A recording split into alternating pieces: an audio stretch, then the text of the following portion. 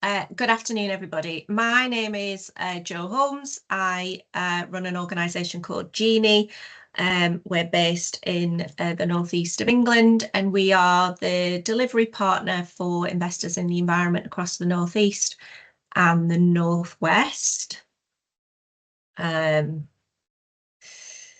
And a little bit about Genee. We are B Corp certified environmental consultancy. And as I said, we deliver investors in the environment, which we adore. And we also run the Northeast Recycling Forum and the Northwest Resources Forum. So waste is a particular passion of mine. I love waste me. I say that a lot on LinkedIn.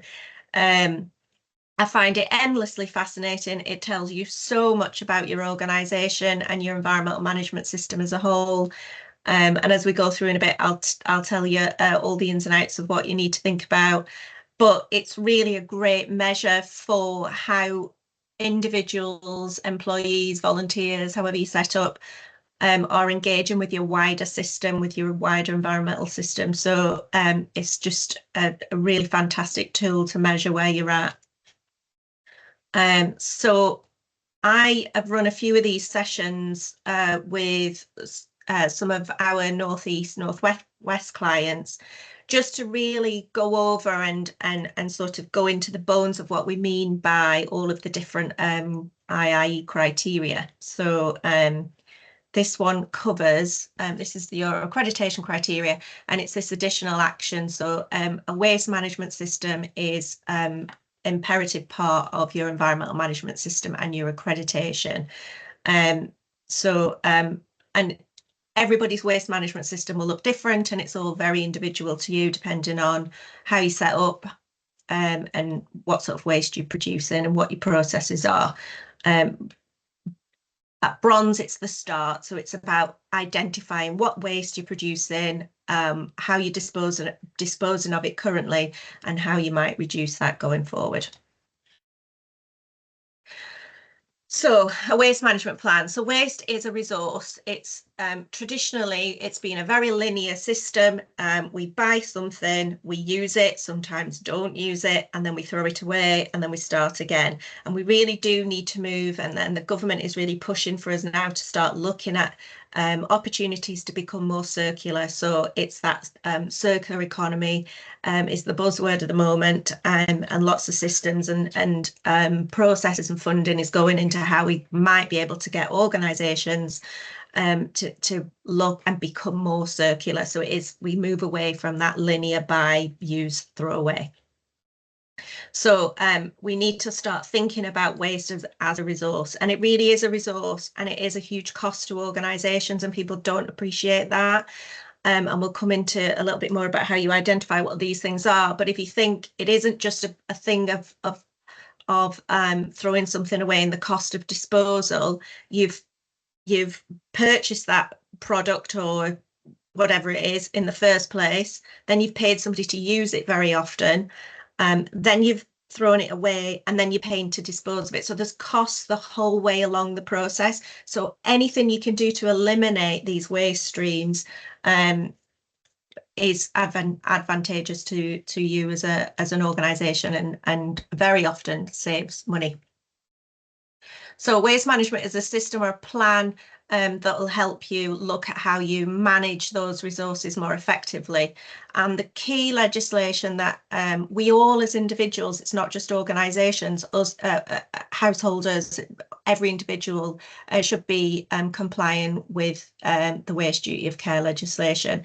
And so what that means is even as a householder, and you throw something out and you get the white van man to come and collect it, if he then fly tips it, you are liable for that waste, because that is your waste if they can identify you as the waste producer, and that is the same as an organisation. So and that has come out of the Environmental Protection Act 1990.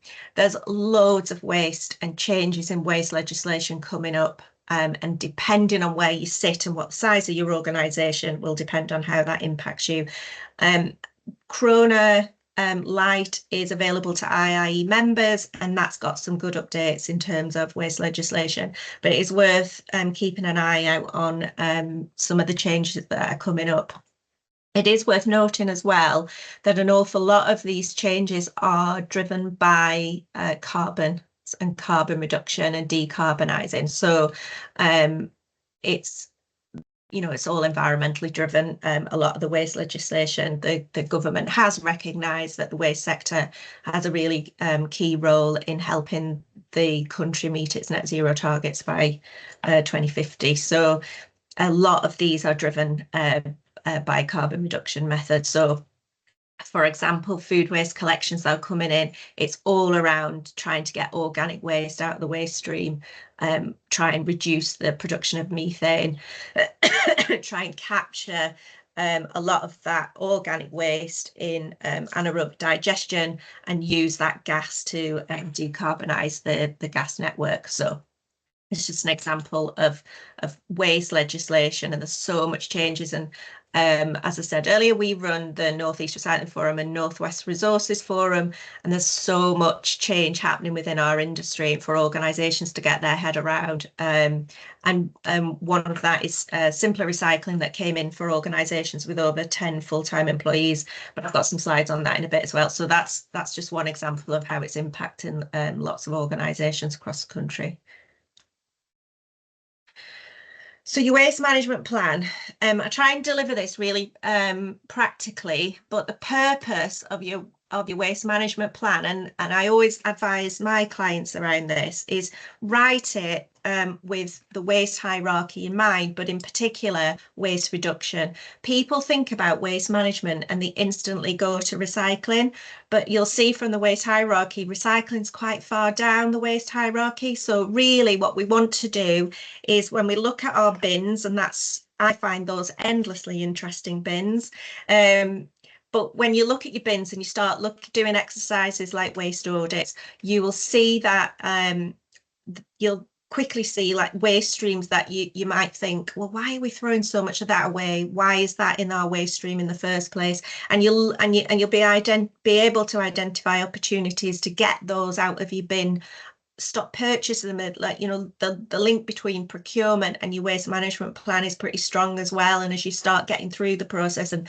implementing waste management and looking at your plan and how it's working for you as an organisation, you'll be able to see the link between procurement, so i.e. what you're buying and what's going in the bin, and how we might break that cycle and make those cost savings where possible.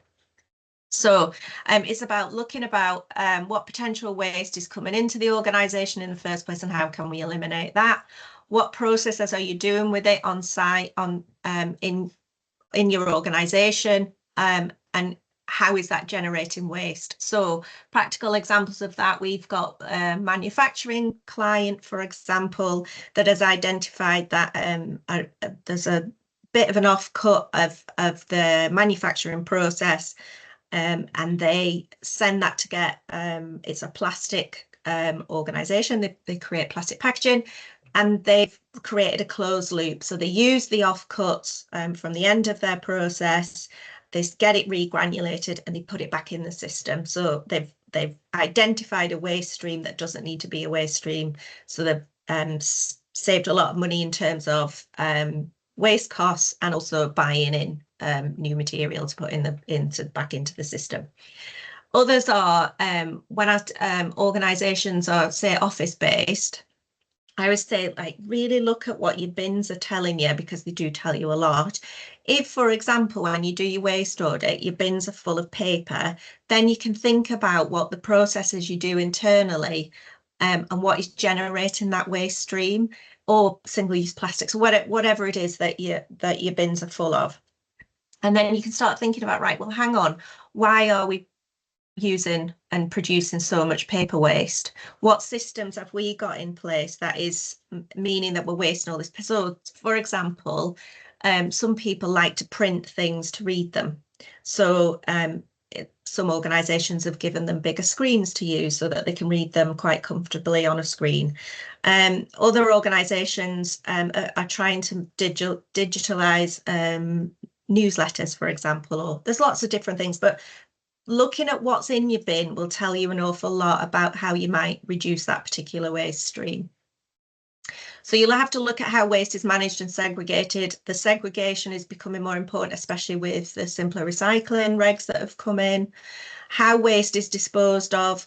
Very often, more often than not, recycling is cheaper than general waste disposal. So moving that waste, if you can't eliminate it totally, moving it into the recycling element of your waste stream, will be a cost saving. And what opportunities there are for elimination, reduction, reuse and recycling. And reuse is a big one. I know a lot of the NHS trusts now are looking at reuse opportunities in terms of different equipment they use. One of the trusts we work with, for example, is looking at furniture for when an office closes down and there's lots of spare furniture, rather than just dispose of it, put it in the skip, which is what they used to do previously.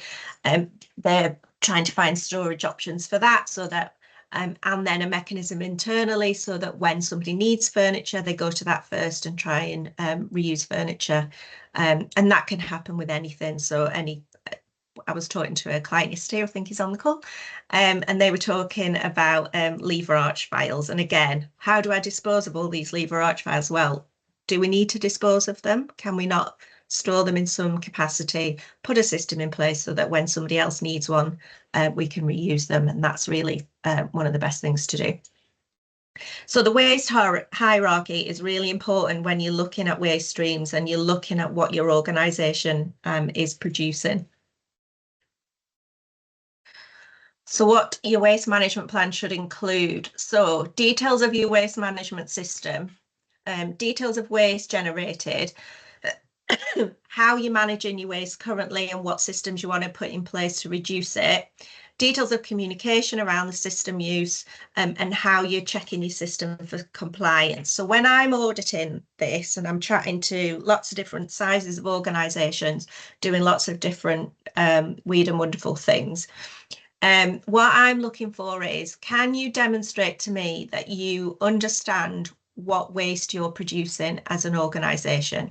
And generally speaking, that's through data. Data's king, as with everything in your management system. But it's not just about knowing, right, we get our bins collected on a weekly basis and they are this volume of bin. It's about knowing how much waste and the composition of that waste. So what is it made up of? So waste audits are really useful for that, because they direct your attention on and give you ideas on waste reduction, things you can put in place, but also they measure the impact and they'll measure how effective you've been in your waste management system. Waste management systems can be really simple. So it's literally like segregating waste in a couple of bins, making sure your signage is right, and others are extremely complex. If you look at a hospital scenario, the waste segregation and the waste categories, it is astronomical, the complexity of their waste management systems. So what we're looking for, so what I want to know, do you understand what waste you're producing? Do you know how it's currently being segregated and managed within your organisation?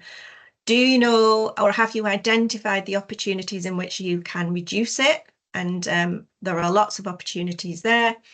Is your waste management system clear to everybody who's using it? Where you place a bin can often be really effective. So if you have waste paper bins, for example, located in your kitchen, then there's more likely to be contaminated with tea bags and food waste, etc. So that's important where you place your bins in terms of how people use your system. This is really controversial, and you would be amazed the issues it can cause. But another really effective thing to do is remove people's individual desk bins. It can create quite a bit of animosity, but if done sensitively, it is really effective, because people by nature are quite lazy, and therefore they'll produce paper waste and food waste and whatever other waste while they're sat at the desk, and they'll put it all in their desk bin and not segregate it. Whereas if they have to get up and the bins are clearly marked, they're more likely to use your system. So communication, how you let people know what your system is, how you let people know how to use it. There is one of our clients said they had a really effective green team member who some of their staff affectionately called the Rottweiler, because she would growl at anybody who was about to put waste in the wrong bin. So people then started getting a bit like apprehensive. They'd stand over the bin with a bit of waste, thinking, oh, I don't know which one to put this in. So really clear signage on your bins to let people know where you want, which bin you want them to put that particular item. And then what I look for when I'm auditing is what systems have you got in place to make sure it's being used properly? Lots of organisations use cleaning staff, for example, to empty the bins, and then very often they'll go, oh, our cleaning staff, yes, they'll go through and they'll put right any things that are in the wrong bin, for example, so like contamination in the recycling or recycling in the general waste bin. And what I'm looking for there is that your management system's working effectively, so that there is a mechanism to report back on that. So that's great that they're doing that role, and that will work really well. But is there a mechanism in place for that member of staff to then report back to whoever's managing that system to say, somebody's not using this correctly, there is a training need, the signage isn't right, the location of the bin, for example, might not be the best place for it. So we're looking that you've thought about that and that it's being adjusted, and it's that continual improvement bit, isn't it? So it's the system works, everyone's using it correctly, hunky-dory, and then we're looking at reduction opportunities going forward. But if it isn't working, then again that management system bit works, so we can say we can tweak it going forward, give additional toolbox talks if necessary, to say, no, this is how we want you to use our waste management system. So that's what we're looking for in terms of when we come to audit, we're looking at your waste. So waste audits are really useful, and don't overface yourself and think they're overly complicated. It really genuinely is just having an awareness of the volume and composition of the waste that you're producing.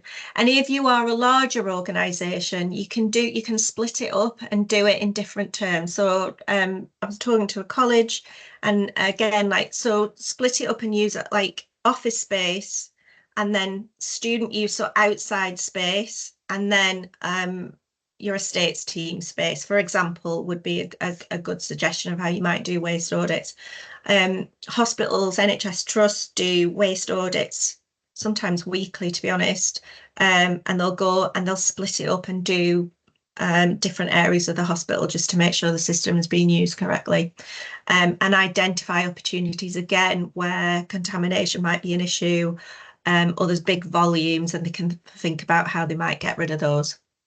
So yeah, waste audits, don't think it's you have to do the whole organisation all at once. If you are a larger organisation, you can split it up and do different areas or different types of waste streams. But really, I think the most important information you gather there is that volume data, and that volume data is up to you. So if bags of waste is an easy metric for you to measure, that's fine. So you know that, look, this week we produce 5 bags, and next week we want to produce 4, for example, or whatever metric. Or you could do it in weight if you want to measure in terms of weighing the waste. But the composition data, I think, is key here. So again, it's really understanding what the bin is made up of, and that will tell you an awful lot about what opportunities we've got to reduce them. So identify resource streams, any additional inputs. Site walkarounds are really important, really useful. Again, you can identify lots of areas where you can make improvements, where it needs integrating into your waste management system. And quantify the weight of waste. But again, it depends on how you set up and what metric is most useful for you. I think data is absolutely key in terms of measuring the impact and where you need to put your attention for your management system. But I think data needs to be proportional to you as an organisation. So if you are not a big waste producer and it would take you a great deal of time to start weighing bins and things like that, and having a metric in terms of like we've used 3 bags this month or whatever is more useful to you and you'll use that data, then I think, you know, that's the way to go for you as an organisation. And that's why every waste management system looks different depending on the organisation. I thought, because this is a new bit of legislation that came in March 25, I thought I'd go over simpler recycling a little bit in the next couple of slides. So simpler recycling is the previous incarnation of this was the consistency agenda, but it's a way of getting everybody recycling the same waste streams. You'll know historically, or now actually it happens now, but local authorities, depending on where you are in the country, collect different waste streams from households, for example, and from businesses, depending on what contracts they've got in place for collections. And what the government wants to do is streamline this and make sure that no matter where you are in the country, you will be able to recycle exactly the same waste streams. So that's where this has come from. So from the 31st of March 2025, all organisations with over 10 full-time employees have to recycle these waste streams. The biggest change here, lots of organisations have already historically recycled a lot of these waste streams anyway, but the big change here is food waste. It's worth noting as well, these don't have to be separately collected and segregated into 7 separate bins.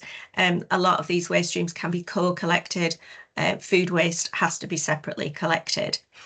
There is no de minimis of food waste. So crazily, if you produce 1 apple core a month, that shouldn't, in essence, go in your general waste bin. And again, as I was saying earlier, this really is the government's way of trying to get all that organic waste out of everybody's waste streams.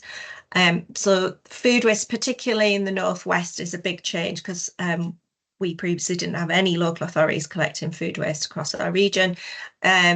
So that is a big one to be thinking about. Lots of organisations have already implemented this and got waste contracts in place. Depending again on where you are in the country, depends on whether your local authority will offer a food waste collection as part of their trade waste offer. Because again, a lot don't offer it at curbside just yet. That comes in next year. We'll be collecting food waste from curbside. So you're responsible for sorting your recyclable materials. Everybody with over 10 full-time employees has to comply. The Environment Agency is the organisation who is policing this. Food waste, again, must be collected separately. What we do at Genee, we don't have 10 full-time employees, but we are already simply recycling compliant. What we do to get around the food waste bit, we've got a wormery on site. So any food waste we produce as a company, we don't put in our food in our general waste bin. We don't produce a lot anyway, but we've got a wormery. That's how we deal with ours on site. And you can do that as part of this, as long as it's not going in your general waste bin. So, like all the other things you do in terms of producing your waste management plan, it will be very similar to how you would manage your simpler recycling. It's all around reviewing what waste you produce, making sure you think about your waste contracts and talking to your waste contractor, putting your management systems internally, and IIE is fantastic because it allows you to do all of those things. We produced a guide for this, of which there is a copy on the resources on the IIE website, just to give you the basic details of what it is. And we also did a webinar with RAP and DEFRA, and that's on the North East Recycling Forum website if anybody wants to review that. And they answered lots of questions, and the Environment Agency had a little update on how they were going to police it. So that's, yeah, simpler recycling. Has anybody got any questions? I've blathered on for a bit there. If anybody's got any questions to that point. I was just about to put the link to your guide into the chat. So I was just going to find that, and I've added a link about best wormeries. All right, brilliant. Yeah, if you're not producing a lot of food waste, it can be really expensive to then get a contract in to get food waste collected. So it's quite a cost-effective way of doing it. Yeah, I think immediate concerns can be around whether there'll be a vermin issue, but actually you can have a wormery in your office, can't you? So you can have it inside. Yeah. And generally they, actually they're very enclosed, so you don't get and I've not, yeah, mine's on it's on little legs, and I've not had any issues around vermin at all. But again, it's really, it's like the data will come out of your waste audits, but have been knowing how much food waste you're producing and what kind, because putting meat and things like that, you need to be careful. So yeah, like your waste audit data will tell you if it's just apple cores and orange peelings and things like that, then that will be easily managed by a wormery. But if you're producing quite a bit of food waste, then you would need food waste collection. Right, I thought it's useful. What I like to do in these sessions, the most impactful thing of these sessions is when you get to talk to each other and share your learning on what you've done. So if we can split into groups, and we'll dot between the groups, I think, Camilla and I, but if you think about what your top 3 waste streams are and what opportunities or things you have done, which would be really nice to get some really good examples of how you can reduce, where the opportunities are to reuse, and then if you and then recycle, and any like top tips or any really good case studies we can come up with, that would be really nice to share and give others ideas of how they might manage their own waste stream. So I'll quickly update on that then. So we talked about larger organisations identifying waste streams for reuse in particular, but also waste audits being done on a departmental level, so not necessarily doing them as a whole. Engaging green team staff is really useful, and to get them to do their own waste audits and understand what waste they're producing and how they can segregate it more efficiently was also discussed. NHS reuse of furniture, reuse of health aids, I think, like crutches and wheelchairs and all that sort of thing is a challenge, but they're trying to address that as well. I do know the NHS are changing uniforms, so there's an awful lot of work going on at the minute around how we might be able to collect those and recycle them across the different trusts nationally. So we talked about the issues of engaging the general public. So if you're open to the general public and getting them to use your system effectively and not just put anything in any bin that they come across is a real challenge when it's not members of staff and you fully engage them, and when there's a high turnover of staff or members of the public, again that has its own issues around being able to effectively manage your waste. Anybody else from another group want to quickly feedback? I don't know who. I'm just to say that I think I've made it so that everybody can unmute themselves and speak if they would like to. What group were you in, Camilla? I jumped between the two. Right. So I saw Rebecca for a bit and I saw Alison for a bit. Alison's put her hand up. Alison. Hello, can you hear me? Yeah. Yes. Yeah. I mean, I'm not sure I can share a huge amount of great insight.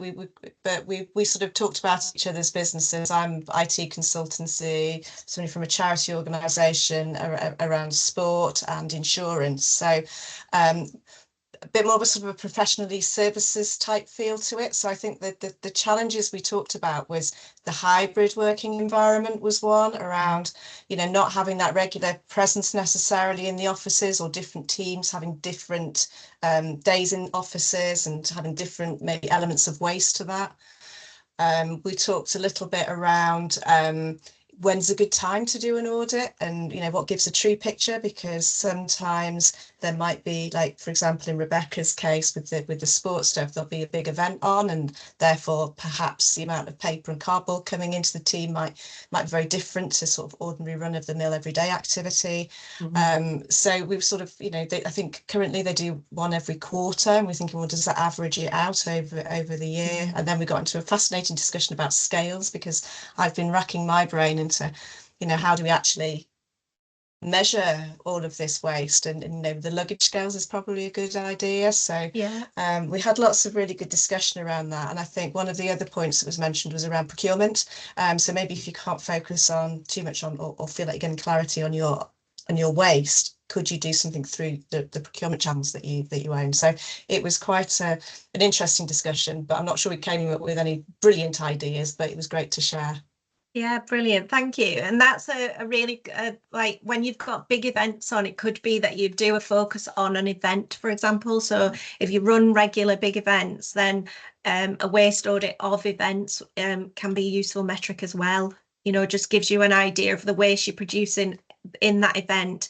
And that helps you then when you're planning your next event of what waste management you want for events. So for example, like you run an event, you recognise that you are producing tons of, say, for example, single-use cutlery and crockery, but not crockery, paper plates and single-use cups and people bring. So we have lots of community groups who run halls and things, and they get balloons and banners and loads of different waste streams like that. Well, then that can help you then start thinking about how you might want to have a policy on running events, and might help you then tailor those events to try and reduce waste. Some of our community groups, for example, get people who hire the venue to take their waste home with them as well. So yeah, some really good points there. Thank you.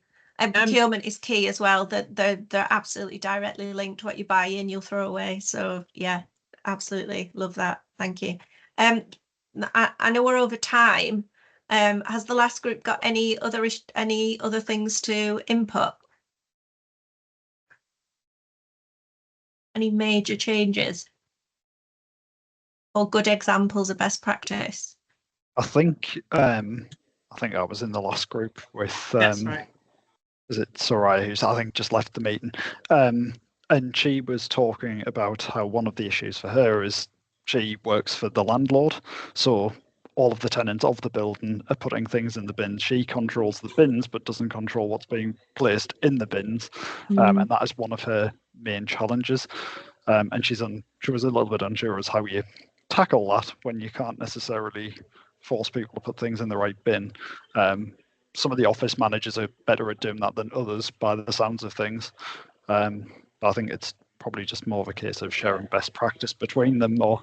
Yeah, and do you know what? This is another example of why and another reason why I love investors in the environment is because we look at it as a whole, and why that integration of every element of your management system is so key, and your communication bit, and your management system can fall down without it. So that communication element is really key. And so that's about engagement and communicating with the rest of the building and users. Yeah, it's really difficult really difficult. I know I work a lot with local authorities, and engaging the general public, for example, around this issue is a massive challenge, and getting people to change behaviour and think about what they're doing. But the communication bit is key to it, 100%. So yeah. Right, so I know I've run over Quickly, time. Jo, you I don't know if Janice's my question... next slide, sorry, let me whiz No, through. oh, well, Janice has had a question. Hang on. All right, go on, sorry. With regards to segregating waste, if we separate cards, cans, etc., do we then just put that into our skip and expect our waste carrier to segregate further? Yes. So when you have a contract for them to collect your dry mix recyclables, they will then go on and segregate it further and recycle those. But always elements. ask the question. So I think the duty of care actually ends with the disposal of the waste, or the final destination that the waste ends up in, or recyclables. Yeah. So you should know, if your collector picks up the materials, what happens to it next. Yeah. So if they are offering you a service of dry mix recyclables, for example, and you're paying for them to recycle that, then they take that away. They will do their utmost to recycle those waste streams, because they get value from those different waste streams as well. So it's in their interest to do that. So as long as it's not contaminated and they can recycle that material, then yes, they'll segregate it down and recycle those elements. If it's a general waste bin, they won't do that. It will just go for disposal. But if you're paying for recycling, yes, they'll break it down if the materials are in the contract that they've said they'll collect. So if it's paper, cans, card, for example, plastic, then yes, they further sort that and recycle those elements. So just sorry. Basically, we've got a huge skip on site that we put all just everything in it. And when I spoke to the company, they were like, yeah, we just segregate it at our sites. So, but we're then further segregating, so we've still got a cardboard recycling, we've still got plastics and all the rest of it, but they are saying that they will segregate, and they have facilities to separate, but I just don't know if that's true. So if you're already segregating it on site, are you getting any value for that material when you send it to your waste carrier? No. Because very often there is an opportunity to get that. If you're doing the work and segregating, say, cardboard and very often you can get a value. I don't know what the markets are like at the minute, but it's more likely if you're segregating it on site, you should be getting cheaper waste disposal than sending it off for them to then sort through. But if you're putting all of your general waste and recycling in a skip, a small proportion of it will be recycled because it'll be contaminated. Yeah, we actually have to pay the company to take our cardboard. Right. I mean, it depends on what the markets are like, to be honest, because obviously there's a cost for collection, but you should be significantly cheaper than waste disposal. Okay, I'll look into it a bit more, then I'll contact them. Yeah. You can give us a ring or send us an email if you need any more advice on that. Okay. I just wanted to highlight the Investors in the Environment Awards on the 20th of November.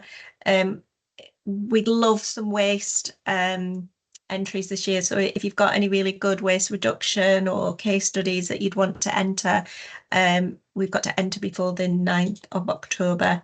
Also to highlight the Green Champion course, it's really useful and does give you some information about waste in there as well. And it's free to IIE members. And they're my contact details. So if you've got any other questions and you haven't had opportunity to ask, because we've whizzed through it all, just send us an email and we can offer guidance wherever possible.